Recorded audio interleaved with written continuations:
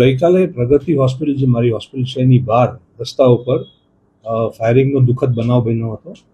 હવે એક દર્દી અમારે ત્યાં દાખલ છે કે જેના સગા અને સામેવાળા ઇસમો વચ્ચે કોઈ પ્રોબ્લેમ થયો હોય, જે અમારી જાણ બહાર છે.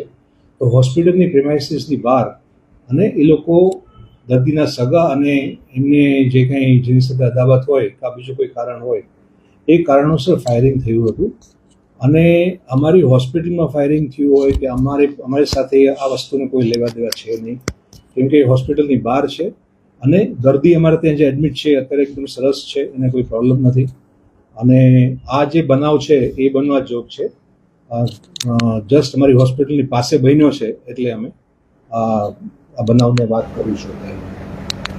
સાહેબ, જે દર્દી દાખલ છે એને કોઈ અદાવત કે શું આપની પાસે શું હતું? એટલે પેશન્ટ, અમે તો દર્દી ડૉક્ટર તરીકે દર્દીનો હિત જોતા હોય તો દર્દીની સારવારથી દર્દી ખુશ છે, દર્દીને સારું છે અને કદાચ આગળ સારવારની જરૂર પડે તો એ બી આગળ લેશે.